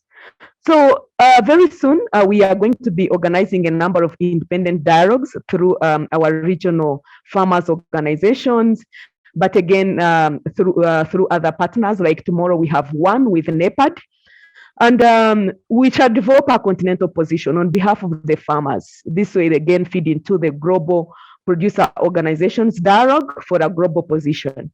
So I invite all of you at an appropriate time to participate in the mentioned dialogues, as they will be announced through the Food System Summit Gateway and our communication platforms, again, with our partners and our regional farmers organizations. So finally, it's our duty to preserve and protect our future. And this can only be done through sustainable food systems. If we don't have the capacity to do it for our own, at least let's do it for the future generations. Thank you, and over to you, Isolina. Thank you very much, President, for this passionate, contribution. And we count really on you. You have summarized very well some of the key points, but we count really on you and Ishmael to bring some of these concerns to the process, indeed, of the UN food systems. And we will participate in the ones you will organize. The farmers have to get more out of the value chain. I don't think anybody will disagree with that here. And now we have to put different efforts to get there. So without major delay now, Fatma, I think you have been putting together some key. Of course, we don't have the time for all. Some have been already answered bilaterally, I see from the speakers.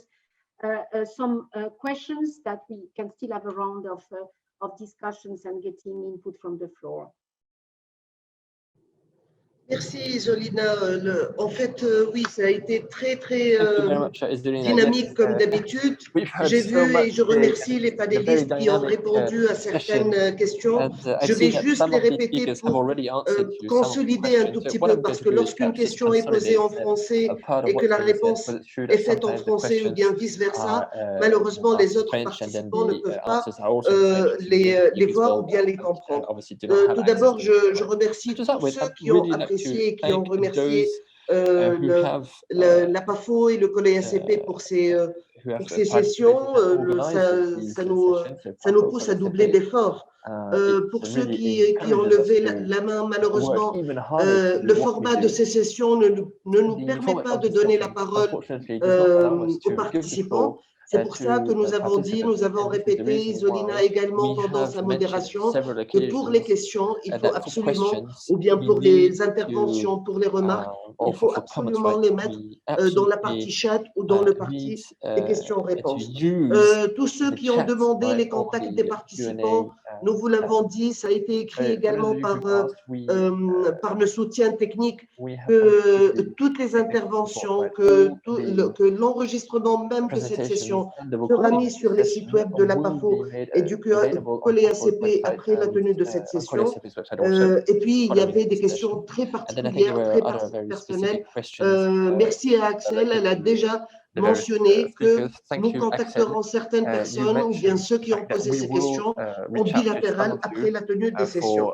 Maintenant, en ce qui concerne les questions un peu générales en termes de renforcement de capacité, quels sont les partenariats, quels sont les mécanismes de financement dédiés aux entreprises agricoles, nous vous invitons à vraiment regarder sur les sites web qui sont très riche, aussi bien celui de la PAFO en tout ce qui concerne les organisations paysannes ou bien le COLEACP pour tout ce qui concerne les entreprises et les entrepreneurs agricoles. Vous trouverez certainement, sinon vous avez nos contacts et vous pouvez nous contacter pour les questions très directes. Now I'm beginning with Nnaemeka. So very quickly, some of the questions: how many days you can keep your products? What preparatory activities you undertake before storing in cold homes? How much cost one unit?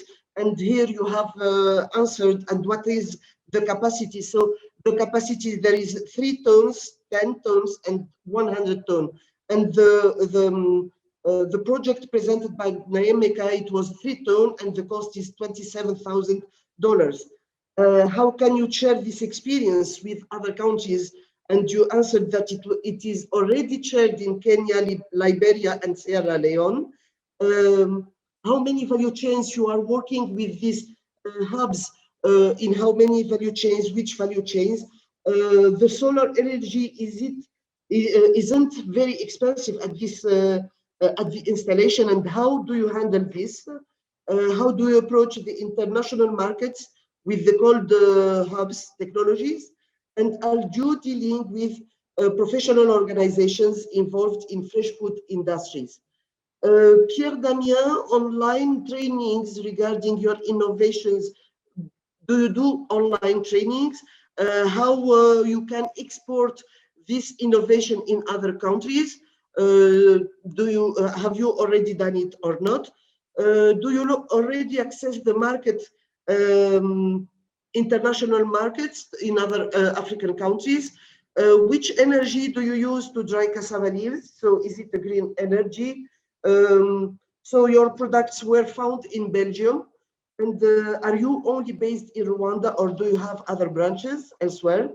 Do you find your packaging in Africa? Because it is a very big challenge. Also, there is a question to Lovin regarding the packaging. So where do you find or how do you conceive your packaging? So this is, how do you distribute locally also, and what is the percentage of local market in terms of market share? Pour Gaëtan, alors pour Gaëtan, est-ce que vous auriez des semences, des engrais bio à commercialiser, ou bien c'est uniquement les expériences que vous avez présentées, est-ce qu'il y a d'autres expériences que vous avez pour la commercialisation des semences et des engrais? Vous avez déjà répondu en ce qui concerne l'augmentation des espaces d'agriculture biologique. Vous avez répondu que 75% se fait sur l'existant déjà, 25% donc sur des nouveaux espaces. Il y a eu des questions particulières sur la certification, vous avez déjà répondu. Comment la chocolaterie approche les consommateurs locaux et comment SYMABIO prévoit la commercialisation des produits bio à Madagascar et les pays de la sous-région. So now for Lovin, how do you integrate, many congratulations also for you, Lovin, and how do you integrate the new technologies in your processes? Have you get any certification? Do you have enough profit margins in view of the high production costs? And how do you participate to sustain the fish resource in Uganda? Are you supported by the government? From which countries do you have your packaging? So this is the question of packaging. How did you improve on productivity and increase your financial base? So for Roel, for Estherine, Elizabeth also, it's very huge questions on how to support and what are the application process to support the individuals or the groups or the enterprises. Are there funds for certification? Are they loans? In which currency they are reimbursed? Do you fund equipment? What are the processes for the youth? What supports to startup enterprises, especially for innovation? And does the support depend on the country reality and specificity? Over to you, Isolina. Thank you very much, Fatma. So I suggest that the speakers in 2 minutes, there are things that were already said, like markets, but just pick up some of the key responses and in 2 minutes, please. So I will start by Nnaemeka. Thank you very much and for those questions. Let me just quickly run it in 2 minutes. Our cold rooms can extend the shelf life of fresh fruit and vegetables from 2 days to 21 days. We are expanding to other African countries, Kenya, Liberia, Sierra Leone, but we are using this platform to reach out to Africans in their own countries who feel there is this problem. Please reach out to us, even if it means for us to collaborate, co-create an application, a proposal together, reach out to us. We have the expertise. And the cheapest, we have different sizes of cold room, 3 tons, 10 tons, and 100 tons. The cheapest cold room, which are the 3 tons, goes for $27,000 US, but then that price is not cast in stone. Everything is negotiable. And we work mainly with fresh fruit and vegetables. We work with green beans, carrots, all leafy greens, bell pepper, tomatoes, apples, grapes, kiwi fruits, mangoes, pineapple, pawpaw, and so on. We also have cold rooms for fish and meat at sub-zero temperatures. Yeah, thank you. Thank you very much, Pierre Damien.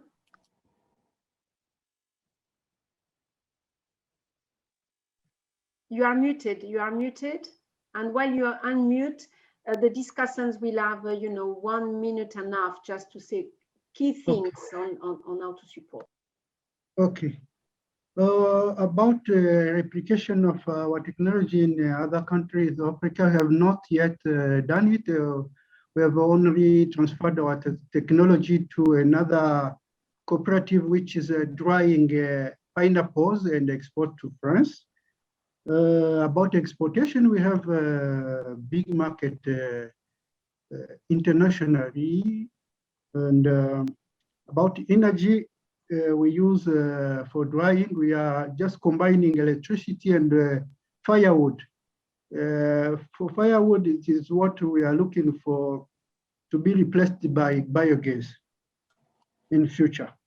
About packaging, yeah, it's a challenge for us, but we managed to source our raw material from Kenya. How we distribute locally, 30% of our products are distributed locally and 70% is exported. Thank you. Thank you very much. Gaëtan, s'il vous plaît.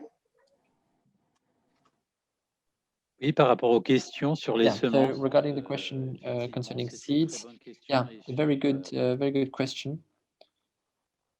Et sur tout ce qui tourne autour so concerning Madagascar exporte déjà des engrais de guano, par exemple. Fertilizers, so we export guano fertilizers, 12,000 tons worldwide. And in terms of seeds, well, that's probably one of the main challenges in Madagascar. So thank you very much for this question. This is really our challenge today. All right, well, thank you very much. Lovin?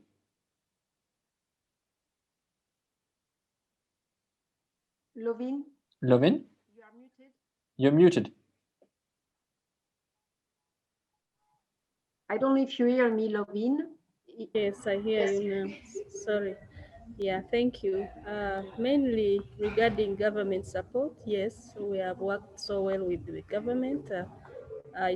We started this business from a government incubation center, so to us it was a very huge support, and we continually still work together on issues to do with the policies and how to improve marketing systems in fisheries. And yeah, so I really am grateful for what the government is offering.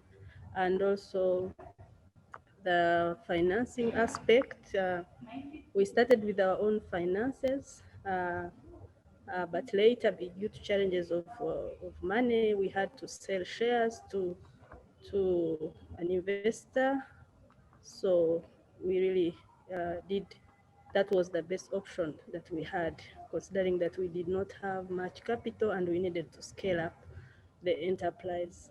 Mainly, we've been supporting the business growth from the profits of the business and also from the investment funds that we received. We've worked with banks. One bank that we work with, so we get loans from the bank and we pay back on time. Regarding packages, we have in fisheries, we do have local packaging materials, especially for exporting fillets, and the others we source from within Africa, South Africa, and Tanzania. Yeah, I hope that is all. Thank you very much. There was a question regarding certification. Yes, we started on the certification process. The Uganda National Bureau of Standards has helped us to certify our fish processing plant, and the process was completed.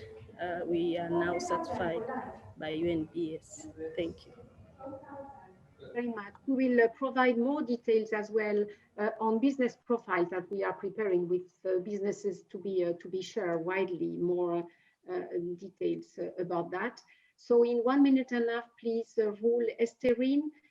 From what I said, of course, there is, I hope, many support you can bring, but what is one or two things that you could immediately kind of, do to support some processes? Estherine has already given some examples. Roel, through perhaps local institutions or capacity building. We are talking as well to IDH ourselves on COLEACP to try to see some support we could bring. Estherine, please. Thank you, Selena. You just talked about it. So on capacity building, we have organized these training sessions that we do carry out through our different programs. So our Rural Futures programs have several training that we do carry out at regional levels, but also at sub-regional levels. So indications of countries anybody can participate in that if they show the interest. But also at the country level, through the funding of some of our programs, like the Gender Climate State Program, we have supported women cooperatives, giving them resources that have helped them to address issues of packaging and processing. And I'm really glad to report that, the seed funding we gave to these groups they purchased these equipments, and now they are self-funding themselves. So these seed funds really help. On the entrepreneurship, we do have a program that we run. I guess to participate, you have to be in the participating countries for now. And we train young people. We've trained about 1,000 or so. About 500 have benefited from seed funds to start their own businesses. This is along the agro-processing value chain. And then we've incorporated a component now that we will train existing businesses. So they will come in for refresher courses on management and so on. So, but I said, these are for in the countries that we do have these projects participating country. If you are interested, the participants that are interested, they can reach back to us and we can provide more information on how they can participate in these countries. We also have a catalog that profiles women businesses. So we organize the Women in Agribusiness Forum every year. Of course, last year we didn't do it because of COVID, but the forum is a platform where women come with their process goods. They present it in exhibition, and then we undertake training in different things that they want them to do that. So we have seen a marked increase in technology in terms of training and packaging of their produce. So we will consolidate the details with you, Estherine, and the others to share with the group when we share the recording of the session as well. Thank you very much indeed. Roel, one or two things? Yes, thank you, Isolina. I think from the fund side, there were a couple of questions about how the processes are and how companies can apply for financing. That's very easy. Just send an email. You can also find contact details at the website idhtrade.org. We're a fund, we're not a big financial institution, so our timelines are relatively short. It can be done either directly or if you're talking to a bank or another investor who wants to invest, but it's kind of hesitant to do so and wants to have a risk-sharing partner, then I think it also could be considered to advise this financial institution to approach us so we can co-invest. So that's the fund side, but obviously IDH is much broader than just the FarmFit Fund. We have other activities, capacity building activities. We have a value chain development program. We have a FarmFit business support that supports companies that engage with smallholder farmers in the development of business models. And we have certain commodity programs throughout Africa, for instance, cassava in Nigeria. We have cocoa program in West Africa. So it's quite diverse. So also please, go to the website or contact me, and I can direct you to the right person. Thank you very much indeed. So now we will have to conclude. Of course, this is again, as we said, always a beginning of a conversation. So hopefully with some changes as well and some support from different parts, from ourselves as COLEACP as well as with the partners we can bring. But time is time, so we want to give a kind of a snapshot of some successes and not to go too deep in each of them because we cannot do that in the time we have. But now for the way forward, I do invite, and I'm very grateful that Ishmael Sunga, the CEO of SACAU and a member of the UNFSS Food System Champions Network, is joining us.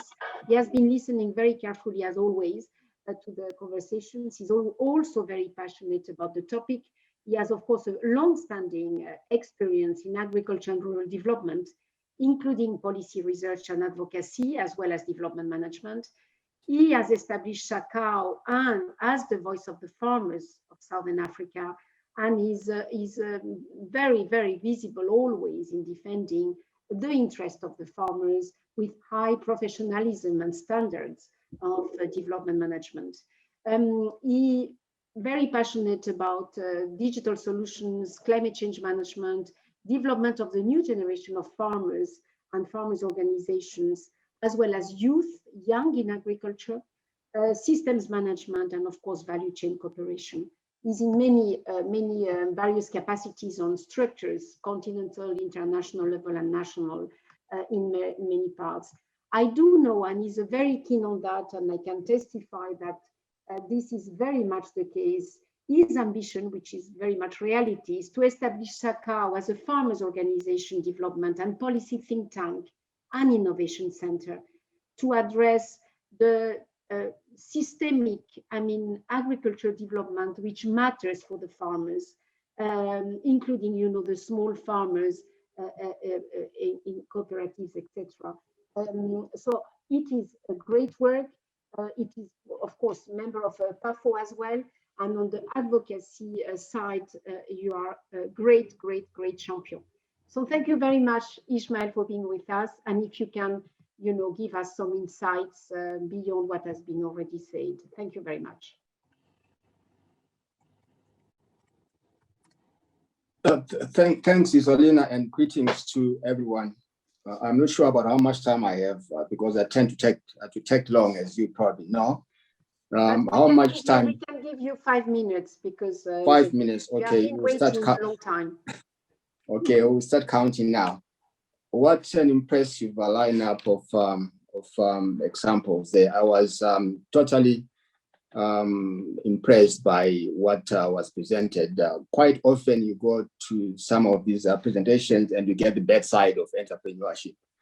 But what really came out today was, for me, the very, very good side of entrepreneurship. It was entrepreneurship that was mixed with a lot of other goodies like innovation beyond technology, innovation in terms of ideas, innovation in terms of implementing ideas, innovation in terms of addressing issues that matter to consumers and that matter to farmers, innovation in terms of just how to do things.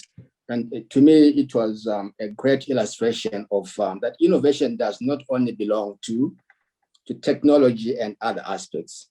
It belongs to organizing, to ideation, and to make things happen. Quite often, researchers tend to focus on the nitty-gritties, which is also important, but maybe the bigger job lies in the other side. But more fascinating for me was how the enterprises were rooted in the market, but the market not being money. They did not set out themselves to say, we want to go and make money. No, I did not get that. I got a sense of people saying, no, there is a problem. Let's find solutions to that. And we are going to have a model that will make us grow maybe in the future. So the motivation was not money.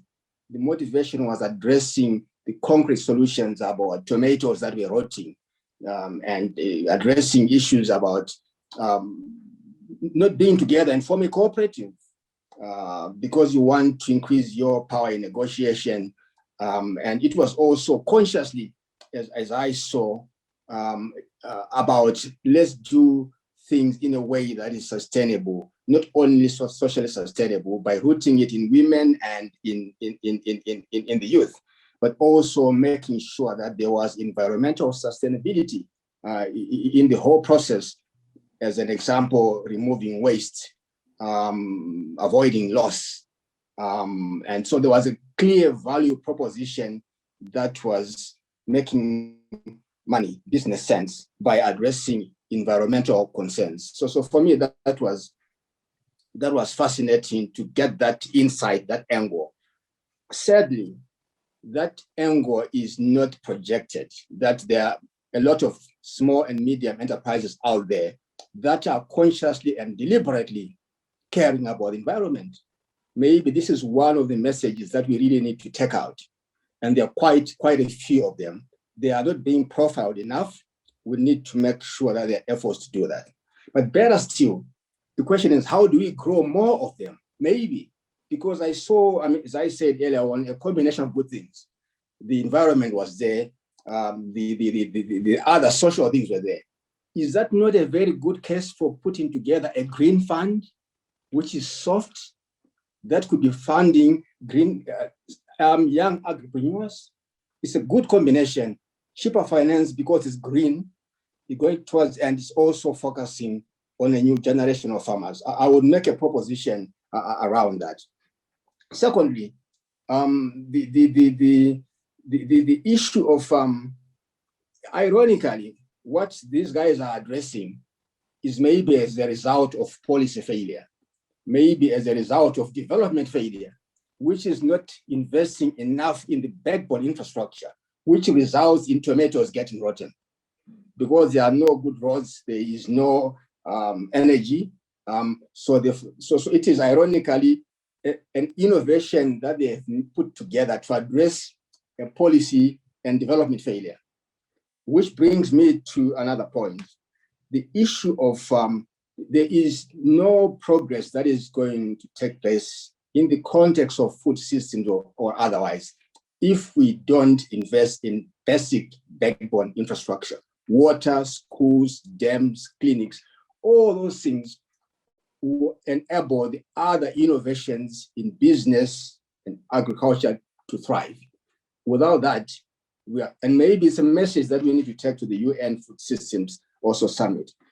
Secondly, another big item is this thing, that the value chain governance itself in general, and I'm speaking now more generally, is the power balance is really not right. Farmers and primary producers will end up getting the highest risk and the lowest return. At the same time, then you find other people along the chain are getting exactly the opposite, the lowest risk and the highest return. So we need to address that power balance. Otherwise, addressing food system is not going to work, because essentially you are maintaining a system that does not deliver to farmers. So that's another message. Yet another message really is about ecosystems management. We all demonstrated through the enterprises that they are actually managing a broader ecosystem that includes the environment and society. And yet there is no sufficient compensation for that. How do we, and I know Elizabeth spoke about the valuation, how do we value that? And so that we are also seen to be contributing in very meaningful ways in areas that are not at the moment recognized. So we need a better valuation model for the ecosystems management that we play beyond just environmental management, but also the entire society. Building back better, which is one of the major themes that is arising out of COVID, is also another thing that we really need to be very careful about as we speak, because better can be differentiated. Really, in some ways, if you are in an area such as most of the SMEs and farmers that does not have the basic infrastructure, building back better means actually build afresh, because there's nothing. It means start constructing. It's not building back something that was destroyed, but it's actually putting in place that which should ensure that you have more life, you live a life that is good, that is more dignified, and that is more respectful. Then maybe finally, I just want to again thank PAFO and COLEACP for organizing this. I mean, this was refreshing to me because it gave me a lot of insights into things that much as I was said to be experienced, but I never took an angle of. And this opportunity has been great. And I think it has been as great to me as it is to all of you. And I wish I had more time, maybe I would have shared some more thoughts, but this perhaps is what I can say, my 2 cents worth of observations arising from this without much ado. Thank you very much, Zolina and Fatima, over to you. Thank you very much, Ishmael, because if it's refreshing for you, that's the best compliment, at least from my part, I can get, because it doesn't come like from a débutant. I have two, before giving just the floor to Fatma and we finish, 2 little things. There were 2 questions in the chat. One was for me, how to collaborate with the ACP group, so the Organization of African, Caribbean, Pacific States, which secretariat is in Brussels, and they represent EU governments. Well, actually, as it was said by my colleague at the beginning, we are funded. COLEACP is one of the organizations which has also funds from the European Union and the Organization of African, Caribbean, Pacific States. So through us already, you are working. and many others. They also very, very actively participate to our sessions. I cannot tell you now because there were many people, but we have been contacted by various embassies in Brussels, including Madagascar, actually, Gaëtan, and others, saying it's very, very great, showing businesses from our countries at local level, you know, the ones that really matter for the economic and the food security and local employment. If you need anything from us, any facilitation, etc., we will be here to help. And there is a last question, which is, do you focus only on businesses, and what about the civil society organizations? Civil society organizations, NGOs and others are key actors in the development as well. These innovation sessions, the core part, as you would have seen, is really businesses, local businesses, and bringing together farmers organizations and MSMEs, micro, small and medium enterprises. That is the focus. Of course, we will bring the civil society organizations working in those areas, as we do for research, as we do for finance, as we do for policy. But the core is still showing businesses, you know, that work and have an impact in the ground and are local led. Without that, thank you very much. Thank you very much to my colleagues who are working very hard. And please, Fatma, as always, a pleasure to work with the whole team of PAFO and with you in particular. Bye-bye. Thank you very much. Merci beaucoup, Isolina. Merci à vous tous. Désolé pour ces 10 minutes de retard. Thank you very much to all of you. I'm awfully sorry to be so late. It was so dense, so attractive, so interesting. So, well, thank you, Jess. Thank you very much. We will meet for the next session to be held on the 22nd of July, same time. And we will be discussing food and nutritional safety, contribution of PSMEs. Please save the date as of now. The official announcement, links, programs, everything will be sent to you afterwards. I would like to finish thanking the interpreters.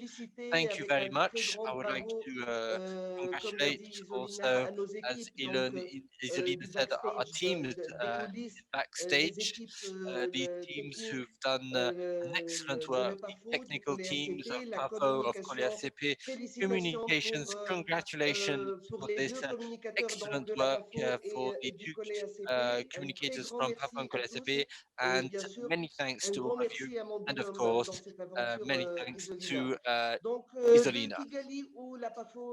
And from Kigali, where PAFO is based, from Brussels, where COLEACP is based, have a lovely day, and see you soon. See you in July. Bye-bye.